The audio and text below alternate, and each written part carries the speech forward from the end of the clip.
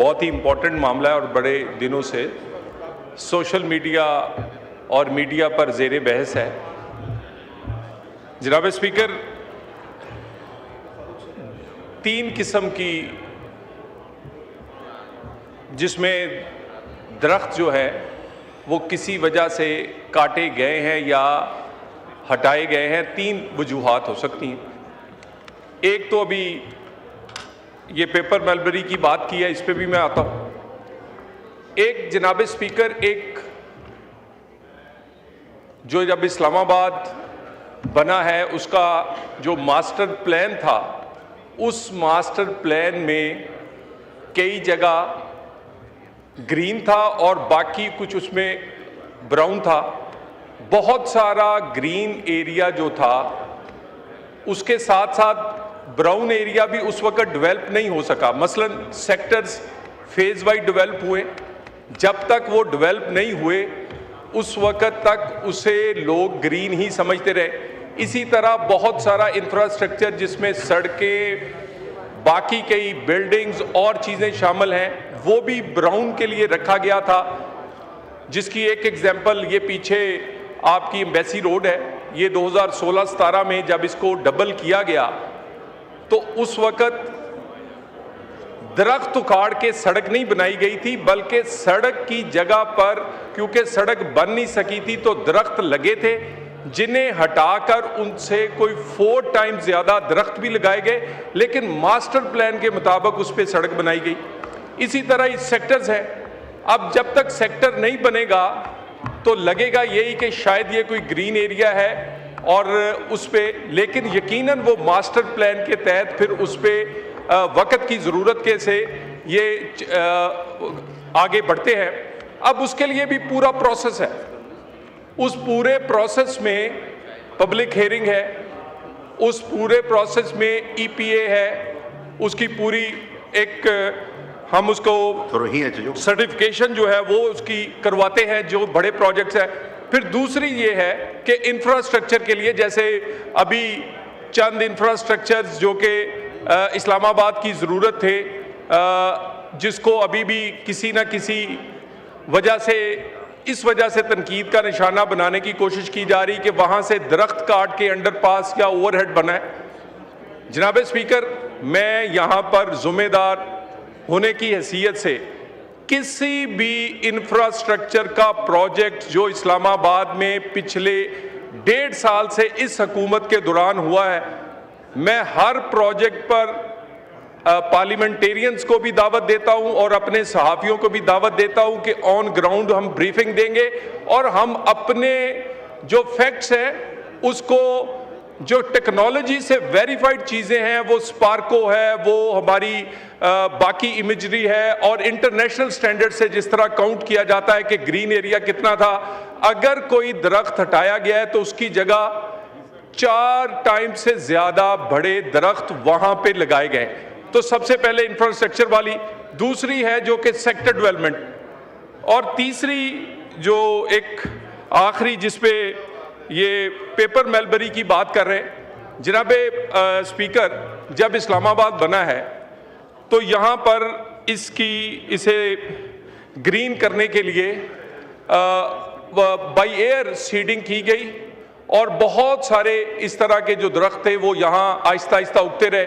लेकिन टाइम के साथ साथ ये कुछ ऐसे स्पीशीज़ थी, कुछ ऐसी इकसाम थी जिस पे ये साबित हुआ कि ये मुज़र सेहत है, एलर्जी और बाकी चीज़ें क्रिएट करते हैं।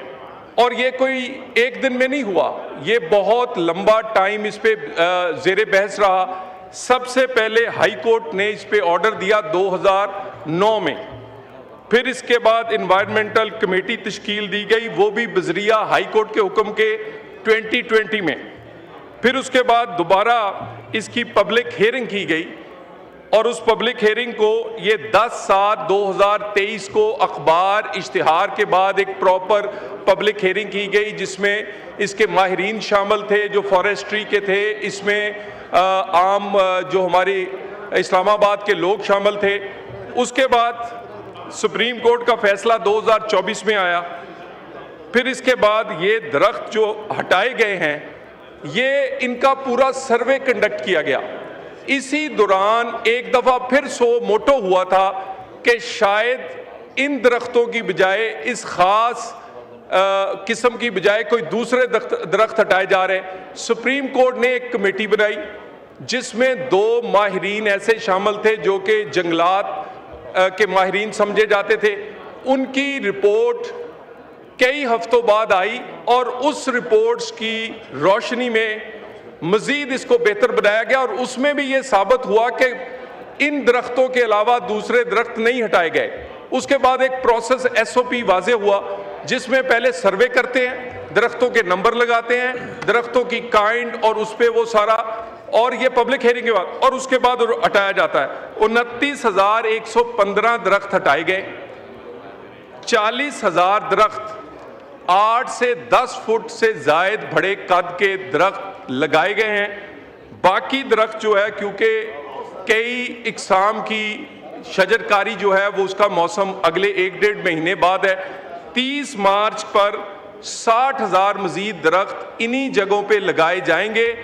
और इस पे मैं दोबारा कह दूं कि स्पार्को की इमेजरी हो, गूगल मैप्स, और इसकी एक पूरी एक तरीकाकार है जिसको NDVI कहते हैं। ये एक इंटरनेशनल तरीकाकार है NDVI। मैं हाउस को दावत देता हूं, मैं अपने सहाफ़ियों को दावत देता हूं कि हम इस इंटरनेशनल टेक्नोलॉजी से आपके सामने रखेंगे।